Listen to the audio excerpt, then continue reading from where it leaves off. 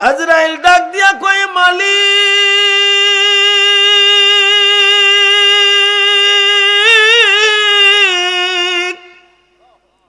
মা ডুবন্ত ডুবন্ত অবস্থা, এরপরেও সন্তানটাকে আগলি দিয়া ধরে।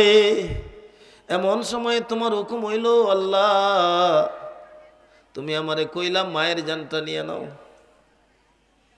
আমার বড় কষ্ট হইল, হাইরে মাছ সমুদ্রে ভাঙ্গা একটা তপ্তার উপরে একটা সন্তান, না চতুর্দিকে কেউ আছে, না কেউ তারে দেখভাল করবে, কিন্তু উপায় তো নাই। মালিক তোমার হুকুম, আমি বাচ্চাটার মায়ের জানটা কবজ করছি, তো মুহূর্তের মধ্যে মাটা পানির মধ্যে তলায় গেছে।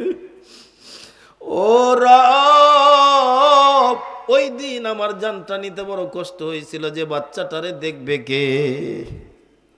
আরশের মালিক ডাক দিয়া কইরে আজরাইল, ওই দিন যে সন্তানের মায়ের জানটা কবজ করছিলি, এরপরে বল তোর আর কার জন্য দরদ হইছে?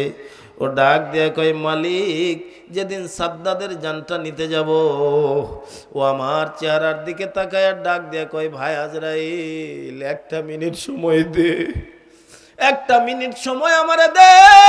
এই কথা বইলে সাদ্দাত কান্না দিছে, তো আমার দিলের ভিতরে একটা যন্ত্রণা শুরু হয়ে গেছে। আহ আহ, একটা মিনিট সময় দেওয়া যায়? এমন করে চোখের পানি ফেলে কান্দে।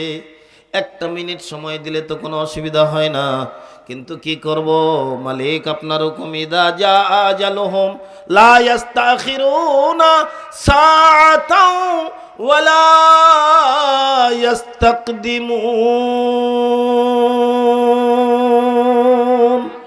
গর্ভবতী এক মায় তক্তার উপরে উঠছে, শরীরটা আধা পানিতে ডুবে আছে, এমন সময় তার প্রসব ব্যথা উঠে গেছে, মৃত্যুর সঙ্গে পাঞ্জা লইয়া সন্তান প্রসব করছে। মা যদি তক্তার উপরে থাকে সন্তান রাখতে পারে না, সন্তানকে তক্তার উপরে রাখলে মা থাকতে পারে না। এক পর্যায়ে তার সন্তানটা তক্তার উপরে রাইখা কোনো রকমের প্রাণ বাঁচায়া তক্তাটা ধরে আছে। আমি দুইবার মরে গেলেও যায়, আমার জাদুটা যেন না মরে। এই মায়ের সন্তান, তুমি সবে যৌবনে আসছো, রাত 12টা বাজে, 1টা বাজে, তুমি বাড়িতে ঢুকো না, গিয়া দেখো তোমার মায়ের চোখে ঘুম ধরে না। আর কত তোমার মায়ের জ্বালাইবা? যেদিন থেকে তুমি তোমার মায়ের গর্ভে আসছো, ওই দিন থেকে মা খাইতেও পারে না, মা ঘুমাইতেও পারে না। তোর চাঁদ মুখ চেহারাটা দেখবে বলে মা হাজারো কষ্ট বরদাস্ত করছে।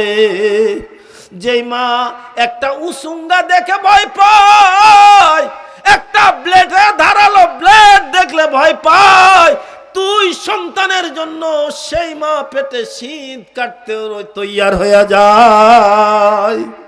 পেট কাইটা তোরে বের করে নিজের শরীরের দুগ্ধ নামক রক্ত পান করে করে তোরে বড় করলো, আর তুই এত বড় জালিম, ওই মায়ের সঙ্গে খারাপ আচরণ করস। আজরাইল ডাক দিয়া কয় মালিক,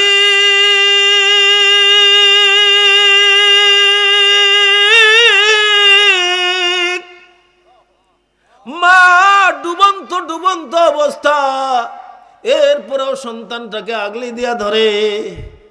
এমন সময় তোমার হুকুম হইল, আল্লাহ তুমি আমারে কইলা মায়ের জানটা নিয়ে নাও। আমার বড় কষ্ট হইল, হাইরে মাছ সমুদ্রে ভাঙ্গা একটা তপ্তার উপরে একটা সন্তান, না চতুর্দিকে কেউ আছে, না কেউ তারে দেখভাল করবে, কিন্তু উপায় তো নাই। মালিক তোমার হুকুম, আমি বাচ্চাটার মায়ের জানটা কবজ করছি, তো মুহূর্তের মধ্যে মাটা পানির মধ্যে তলায় গেছে। ও রব, ওই দিন আমার জানটা নিতে বড় কষ্ট হয়েছিল, যে বাচ্চাটারে দেখবে কে? আরশের মালিক ডাক দিয়া কইরে আজরাইল, ওই দিন যে সন্তানের মায়ের জানটা কবজ করছিলি, এরপরে বল তোর আর কার জন্য দরদ হইছে? ও ডাক দিয়ে কয়, মালিক, যেদিন সাদ্দাদের জানটা নিতে যাব। ও আমার চেহারার দিকে তাকায় ডাক দিয়ে কয়, ভাই আজরাইল, 1 মিনিট সময় দে, 1 মিনিট সময় আমারে দে। এই কথা বইলে সাদ্দাত কান্না দিছে, তো আমার দিলের ভিতরে একটা যন্ত্রণা শুরু হয়ে গেছে। আহ আহ 1 মিনিট সময় দেওয়া যায়? এমন করে চোখের পানি ফেলে কান্দে। 1 মিনিট সময় দিলে তো কোনো অসুবিধা হয় না, কিন্তু কি করব মালিক, আপনার হুকুম, ইদা জা আজালুহুম লা ইস্তাখিরুনা সাআতাও ওয়ালা ইস্তাকদিমুন।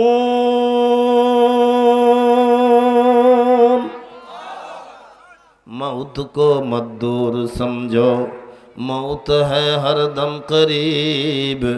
मौत को मत दूर समझो, मौत है हरदम करीब। यार तेरे कौन होगा गोर जाने के लिए, यार तेरे कौन होगा गोर जाने के लिए। काम आने का नहीं हर एक जुदा हो जाएगा।